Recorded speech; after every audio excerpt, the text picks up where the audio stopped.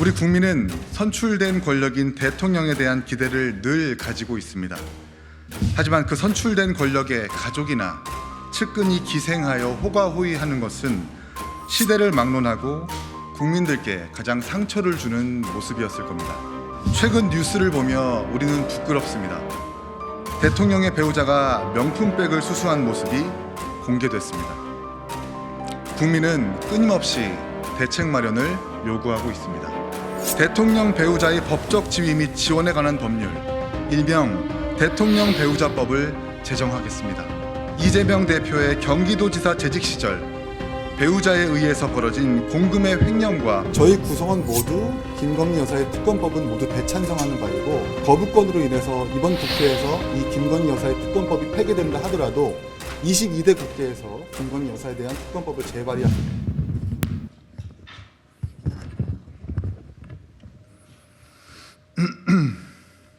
존경하는 국민 여러분, 안녕하십니까? 개혁신당 창당준비위원장 이계인입니다. 오늘은 개혁신당의 네 번째 정강정책인 대통령 배우자의 법적 지위와 책임에 대해서 말씀드리고자 합니다. 우리 국민은 선출된 권력인 대통령에 대한 기대를 늘 가지고 있습니다. 하지만 그 선출된 권력의 가족이나 측근이 기생하여 호가호위하는 것은 시대를 막론하고 국민들께 가장 상처를 주는 모습이었을 겁니다. 가족 문제에 있어서 결혼을 하지 않아 국민을 실망시키지 않을 것이라고 생각했던 박근혜 대통령이 측근 관리를 잘못해 탄핵에 이르게 된 것은 국민들이 이 문제에 대해서 얼마나 민감하고 단호한지를 보여줍니다. 최근 뉴스를 보며 우리는 부끄럽습니다. 대통령의 배우자가 명품백을 수수한 모습이 공개됐습니다. 몰카 촬영을 당할 정도로 경호는 무력화되었습니다. 국민은 끊임없이 대책 마련을 요구하고 있습니다. 이런 상황에서 대한민국의 정치의 역할은 대체 무엇입니까? 여당은 국민의 실망감을 외면한 채 오히려 이 상황을 초래한 영부인의 눈치를 보며 제도의 개설을 말하고 있습니다. 국민이 원하면 부속실 설치를 검토할 수 있다느니 8년째 방치한 특별감찰관 부활 하나로 영부인을 둘러싼 논란이 해결될 것처럼 말하는 것은 가랑잎으로 눈을 가리는 어리석은 행동이 아닐 수 없습니다. 의회의 다수당인 민주당 또한 이재명 대표의 경기도지사 재직 시절 배우자에 의해서 벌어진 공금의 횡령과 비서의 불법 의전 등으로 인해 이런 문제에 있어서 자유롭기 어려울 뿐 아니라 적극적인 의견을 개진하기 어렵습니다. 뿐만 아니라 문재인 대통령 시절 독립생계를 유지할 수 있는 딸이 자녀와 함께 청와대 관저에 거주한 것에 대해서 아빠 찬스라며 비판받을 때 위법이 아니다라고만 항변하던 반응 또한 실망스러웠습니다. 우리는 이런 불편하면서도 필요로 하는 주제를 더 이상 외면해서는 안 될 것입니다. 개혁신당은 대통령 배우자와 가족에 대한 지원, 의전 등의 법적 근거를 명문화하겠습니다. 법적 지위 없이 대통령 배우자라는 이유만으로 권력을 행사해 오던 관행, 그리고 이를 견제할 근거가 없는 부실한 법체계가 이 문제의 핵심입니다. 이를 바로잡지 않는 이상 대통령 배우자를 둘러싼 혼란은 정권에 관계없이 지속적으로 반복될 것입니다. 이 법은 배우자와 가족의 과도한 국정 개입을 견제하는 법이기도 하지만 대통령 배우자의 공적 활동을 양성화하는 계기이기도 합니다. 여성의 교육 환경과 사회 참여가 높아진 상황 속에서 앞으로 영부인이 과거 미국의 힐러리 클린턴이나 미셸 오바마가 특임을 맡아 국정에 참여했던 것과 같이 전문성을 바탕으로 국가에 기여할 수 있는 기회도 명문화되어야 할 것입니다. 이에 저희 개혁신당은 다음과 같은 대안을 제시합니다. 먼저 대통령 배우자의 법적 지위 및 지원에 관한 법률, 일명 대통령 배우자법을 제정하겠습니다. 대통령의 배우자는 고위 공직자로 간주하는 것이 맞습니다. 대통령의 해외 순방을 동행하면서 외교 사절로 활동하기도 하고 외교, 문화, 사회 등 다양한 영역에서 국정 운영을 지원합니다. 실제로 적지 않은 유무형의 영향력을 행사하고 있음은 물론 공적 활동 범위가 꾸준히 확장되고 있으며 적지 않은 세금과 행정력이 투입되고 있습니다. 그러나 놀랍게도 우리나라 법 중 대통령 배우자의 지의와 정의를 규정한 법률은 단 하나도 존재하지 않습니다. 그저 대통령 경호법상 경호의 대상으로만 명시한 것이 전부입니다. 그럼에도 근거법의 부재로 견제받지 않는 공적 인물로만 두는 것은 그 자체로 모순이자 투명한 국정 운영의 기본 원리에도 어긋난다고 할 것입니다. 미국의 경우 연방법에서 대통령 배우자에 대한 법적 근거를 정확하게 명시하고 있습니다. 연방법 제3편 제105조를 살펴보면 대통령의 의무와 책임을 수행하는데 대통령의 배우자가 대통령을 지원하는 경우 대통령에게 부여되는 지원 및 서비스가 대통령의 배우자에게도 부여된다고 규정하고 있습니다. 대통령 배우자의 공적 업무를 수행할 근거를 명확하게 밝힌 것입니다. 또한 판례상으로도 대통령 배우자의 법적 지위를 사실상 임기제 연방 공무원으로 인정하고 있습니다.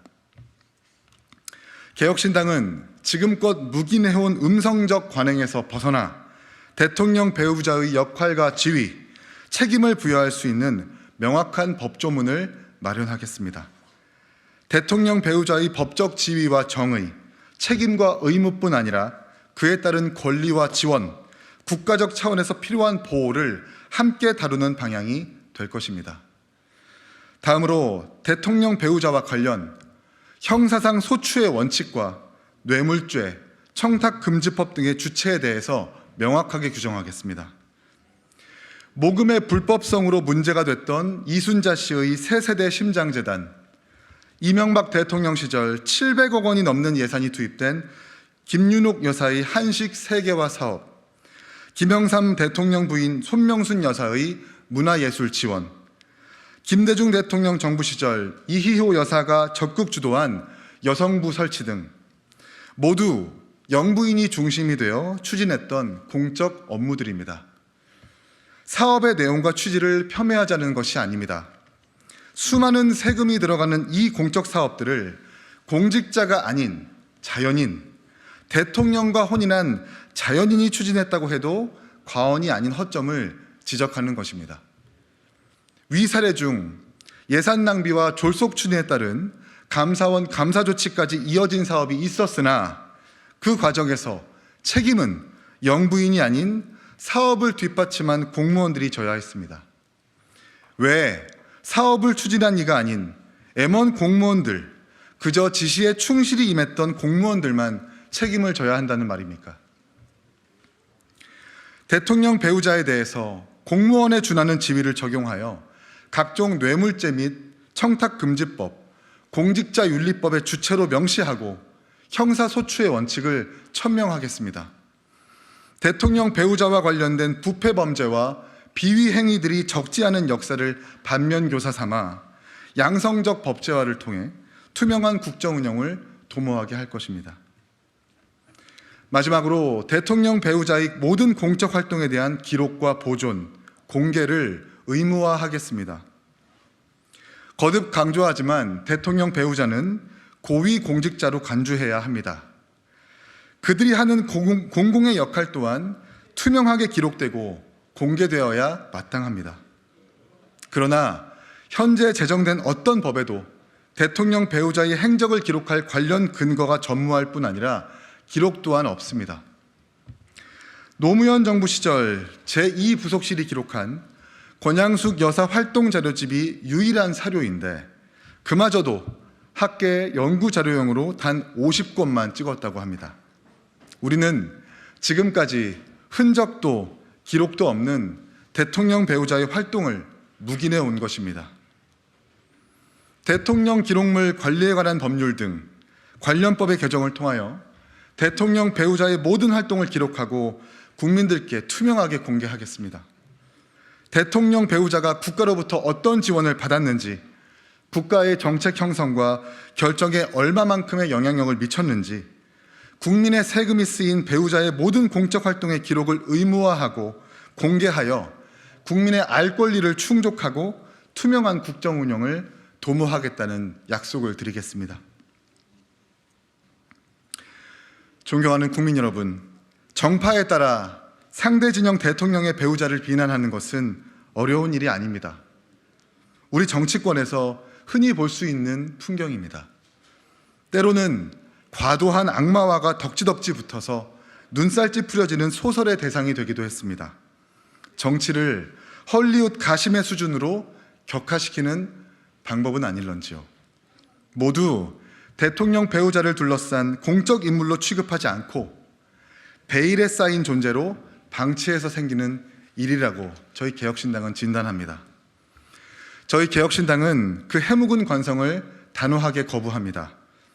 손쉬운 비난의 화살 대신 문제 해결에 관역을 그리겠습니다. 오늘보다 더 나은 내일은 누군가가 그런 대안을 꿈꿀 때 비로소 찾아올 수 있다고 믿습니다. 개혁신당은 미래로 가겠습니다. 영부인의 사생활을 둘러싼 공방으로 국회가 공전하지 않는 대한민국을 만들겠습니다. 감사합니다.